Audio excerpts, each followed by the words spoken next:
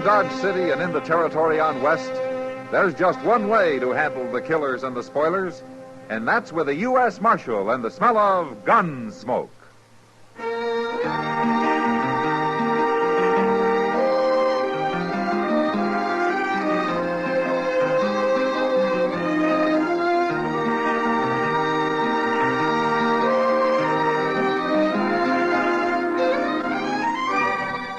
Gunsmoke, starring William Conrad. The transcribed story of the violence that moved west with young America. And the story of a man who moved with it. I'm that man. Matt Dillon, United States Marshal. The first man they look for and the last they want to meet. It's a chancy job, and it makes a man watchful. And a little lonely.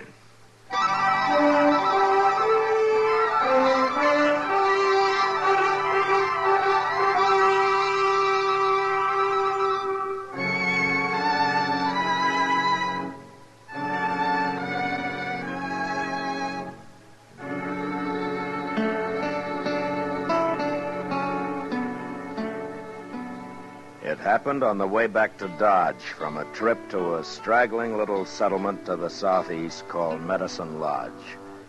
That country was a lot different from the flat prairie land around Dodge City. Down there, it was dotted with buttes and hills of gypsum and red shale, and it was cut by narrow, winding canyons. It was kind of pretty, too, and we were in no hurry, so every few hours, we stopped and got down into the shade of some little hill and had ourselves a smoke or two.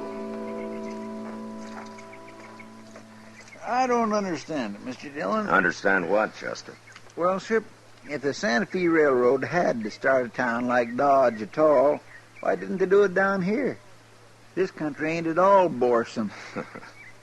I agree with you, Chester. Well, there's one thing, though. This is better outlaw country. A man can keep out of sight mighty easy among these hills. Oh, that reminds me. What? So can an animal. I saw some antelope tracks headed toward the other side of this hill. I just might sneak up there and have a look. We could sure do with some fresh meat. Yeah. What rifle did you bring, Mr. Dillon? Springfield 45. Well, that'll take care of anything within 1,000 yards. Providing I hit it. If you can't, just give me a yell. I'll come help you. Good hunting.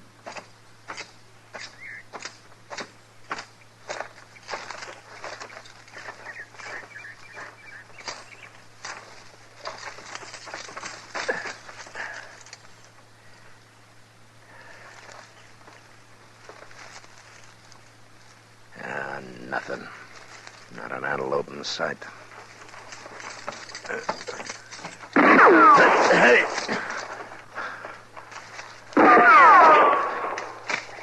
Hey!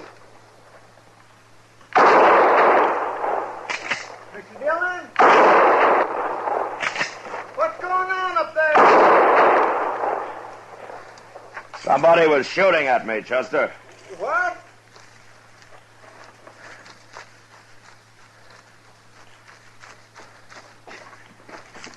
He hit you? No. Well, can you see him? If I could, I'd have had a bullet in him.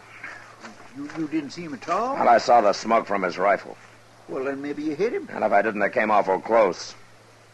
Can I take a look now? No, you better stay where you are. What was he shooting at you for, Mr. Dillon? Well, I'll ask him when we get close enough, Chester. I know where he was. We'll skirt that hill to our left there and come up on his flank. I don't like getting bushwhacked.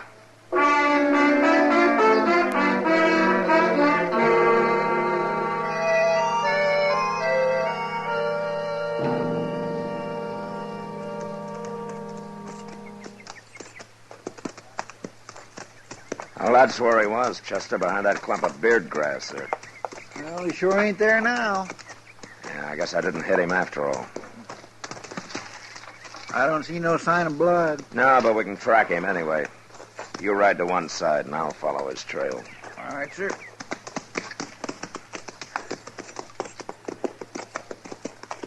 You yell out if you see anything at all, Chester. Yes, sir, I sure will.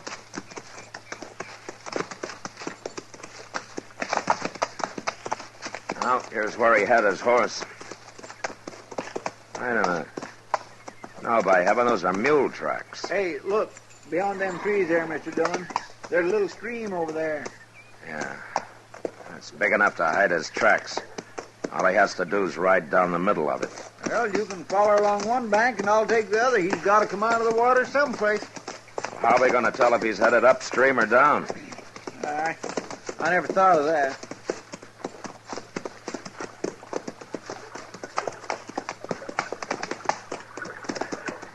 Now, here's where he went into the water, Chester. I'll go over and see if he rode straight across. Oh, wait a minute, Mr. Dillon.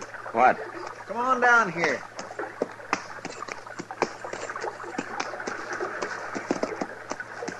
Yeah, what is it? Well, look at them tracks, Mr. Dillon. He come out of the water right here. Now, what was he doing riding downstream 100 yards? All that did was slow him up. Oh, he's crazy. Anybody riding a mule must be crazy. Well, he can't be too far ahead of us, Chester. Let's get him.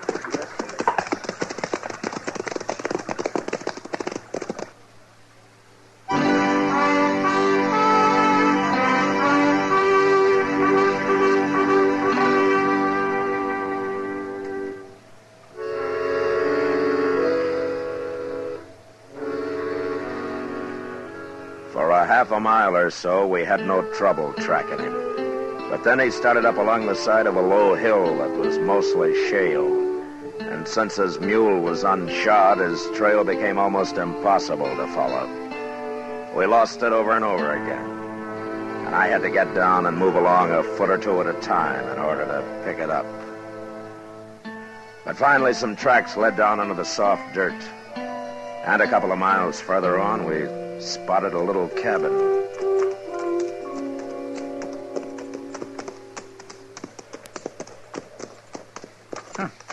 Looks like he ain't nothing but a nester, Mr. Dillon. Well, he handles a rifle better than any nester I ever saw. Yes.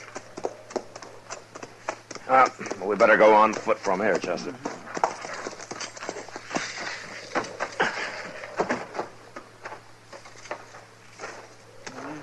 Ain't no sign of nobody. He's probably inside, waiting for us. Well, he hasn't shot at us yet. Let's chance it, huh? I'll walk right up there. Okay. There's a corral out back, beyond that wagon, Mr. Dillon. Yeah. There's his mule. Just stuck his head up. Well, then there must be somebody home. I hope they don't come out shooting.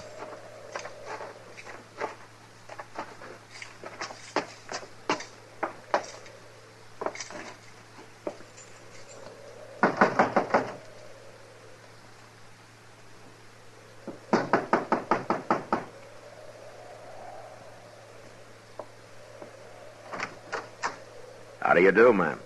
What do you want? We're looking for your husband. Is he home? We don't know who people are out here, mister.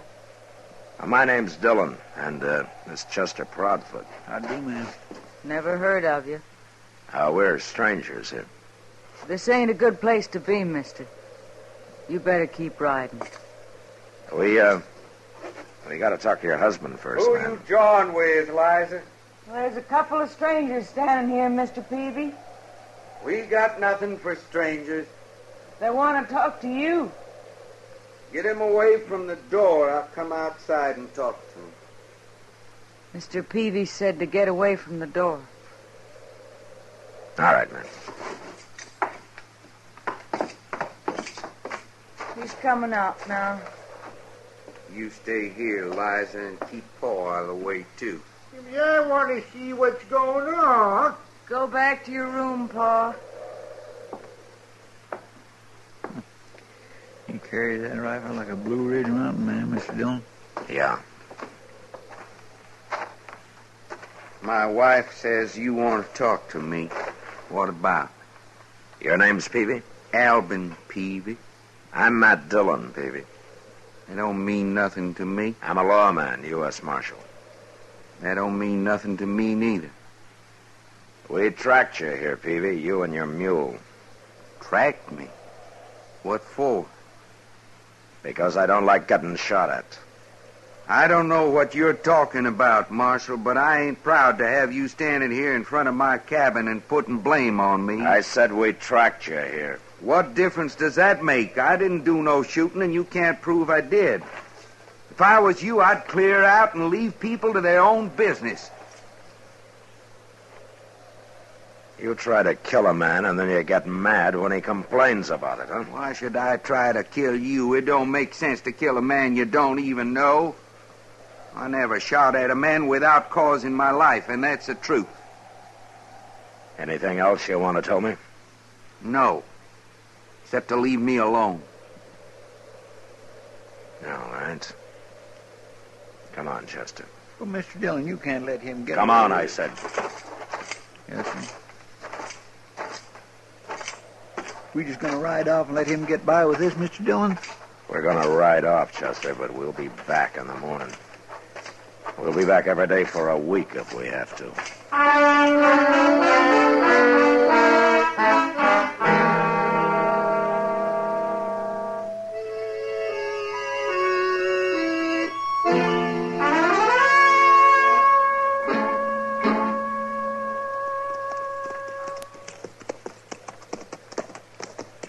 Corral's empty, Mr. Dillon.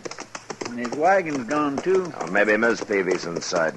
Let's tie our horses here, Chester. All right, sir. She might even give us some coffee. Well, these Phoebes ain't exactly the most hospitable folks I ever come across. Well, maybe they'll improve when they get used to us. More likely they'll shoot us first. Wait a minute, Chester. What? Over there, coming around that hill. It's Peavy's wagon. But who's that driving them mules? That's a woman. Probably Miss Peavy. Where do you suppose they've been? Out shooting strangers, probably.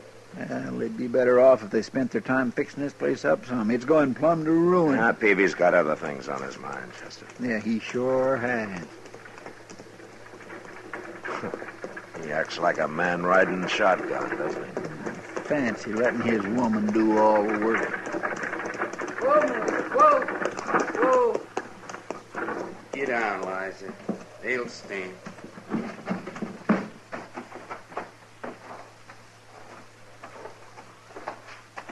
Morning, Peavy. Ma'am. I thought I told you to leave us alone. You did? Then what are you doing back? Well, I thought you might be a little more friendly than you were yesterday. I guess I was wrong. I ain't got time to be friendly. No? Marshal, I'll tell you straight out so you won't get any wrong ideas. There's a man in that wagon. What? He's dead. Shot dead. And we're going to bury him now. Who is he? His name don't matter. But I didn't shoot him. You can go look if you want. He's been dead most of the day now. What are you doing with him?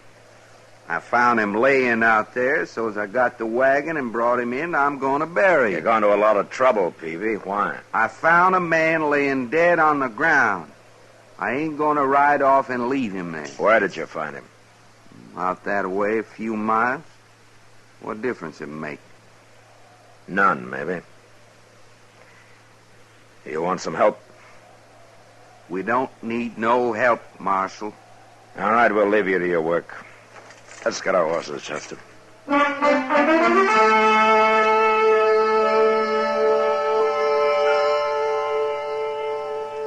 We rode off in the opposite direction the Peavies had come, made a circle, and picked up their wagon tracks about a half a mile from the cabin. It was an easy trail to follow, and an hour later we found the spot where they'd picked up the body. It proved what I'd suspected all along.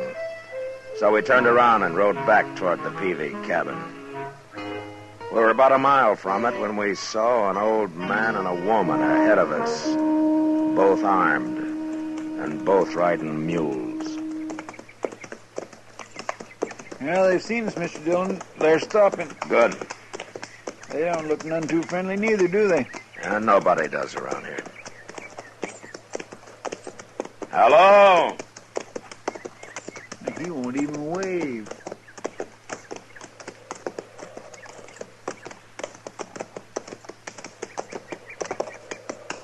Hello?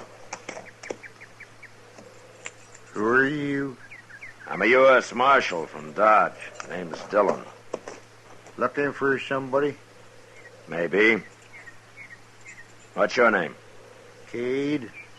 Jack Cade. This here's my wife, Ellen. It ain't us you're looking for, is it? You live around here, Cade? Few miles from here. Albin Peavy, a friend of yours?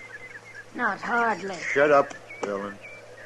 And if you're not friends, what are you doing here, Cade? Man can ride where he pleases. Sure. But when a man and his wife start out carrying rifles and are headed for Albin Peavy's place, it might be different. You keep out of this, Marshal. Us Cades don't need no lawmen. Who is it, Cade? Your son? What's he know about Ben? I told you to shut up, Ellen. I'll do the talking. Ben, huh? Is that it, Cade? Did Peavy kill your son, Ben? All right, you're so smart, I'll tell you. A man like Peavy don't deserve to live. He killed Ben, then he stole him. Run off with his body. Man can't get lower than that. How do you know he killed him? I found Ben last night, that's how. Last night. I couldn't handle him alone, so I went home after Ellen. Then it got dark, and we had to wait there till morning. And he was gone by then. I knew it was Albin Peavy stole him, and he killed him, too. But he's going to die for it. We're going to face him straight on and get it over with, fast. Ellen's as good a shot as I am, Marshal. Look, Cade, if Peavy killed your son, I don't blame you for being mad. But he must have had some reason for killing him. It ain't none of your bother, Marshal. I keep telling you. All right, I'll have to make it my bother. Don't move, Cade. You're covered. Miss Cade, you hold that rifle down or I'll have to shoot your husband. Pretty sneaky, ain't you? Get a rifle, Chester. Yes, sir. All right, give it me, Cade. Take it. And I'll take yours, Cade. Go ahead. Got another rifle Where? at home, and I'll get it, too. You're not going home, Cade. What do you mean? We're going to go see the Peavies first. Like you say, we're going to get this thing over with.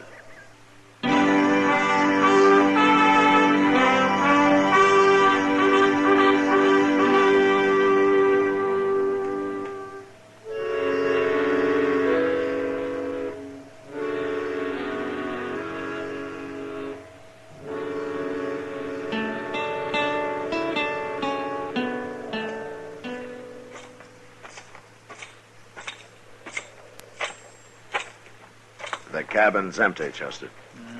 Where have they got to? You stay with the Cades. I'm going to take a look around back. I hope Albin Peavy shoots you, Marshal. And I hope he doesn't. Keep an eye on him, Chester. Yes, sir. You stand real easy now, Cade, and quiet, too.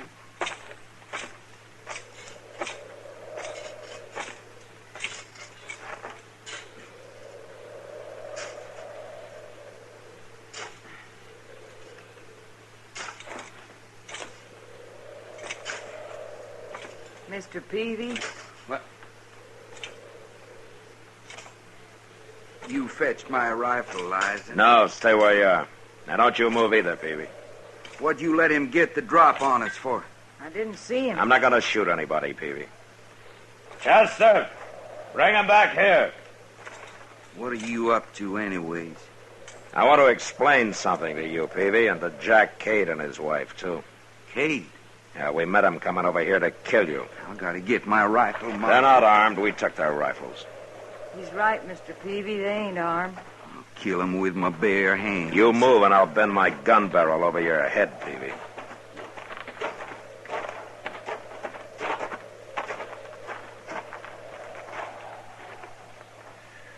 Look at that, Marshal. He's burying him. Peavy's burying my boy. Is that who it is, Peavy? Is it Ben Cade? Well, tell me. Well, what's the difference now? It's Ben Cade. Oh, why didn't you leave him? Why did you bring him here? There's another grave here, Marshal. You can't see it. I fixed it so's nobody can see it. What? 2 months ago, Ben Cade shot my son. And before he died, I promised I'd someday bury Ben nearby, and that's what I'm doing. It's your boy's own fault he got shot. If he hadn't been hounding Ben, it wouldn't have happened. So that's what this feud's all about, huh? It ain't over yet, Marshal. Peavy's gonna die for killing Ben. Now, wait a minute, Cade. Peavy, I want to ask you something. Well, You were after young Cade for killing your son, is that right? that's right. And now he's dead, you're satisfied? That's all I wanted. It don't matter who killed him. And you, Cade, you're after Peavy because he shot your boy. I'll kill him for it if it takes 10 years. Well, you're wasting your time. The feud's over, gentlemen. Huh? I killed Ben Cade. What are you talking about? He tried to shoot me from ambush. He thought I was Peavy, stalking him. So I fired back, and I must have hit him. But he didn't die till he got across that stream where you found his body. We tracked him as far as the bank, and then I got smart and picked up a trail that come out down below. I thought it was Ben's. Of course, it was Peavy's. Is that true? Peavy, you didn't shoot him? I never claimed I did. You can't blame the marshal, Cade. No. He had to defend himself. I ain't blaming him. I'm sorry it happened, Cade. But now maybe both of you men are ready to agree that there's been enough killing around here. What do you say, Peavy? He's been enough for me. I'm satisfied. What about you, Cade? What do you think? It ought to stop now. We lost our boys. I'm thinking maybe it's right that they should be buried here like that to kind of remind us. Cade, Yeah, Peavy. you leave Ben here, I guess you ought to come by once in a while. Well, I'd want to do that. See my son's grave. I'll take good care of it. Both of them. Marshal, Yeah. maybe if my woman boils up some coffee, all you people sit down with us. Well, thank you, Peavy. I think everybody would like that.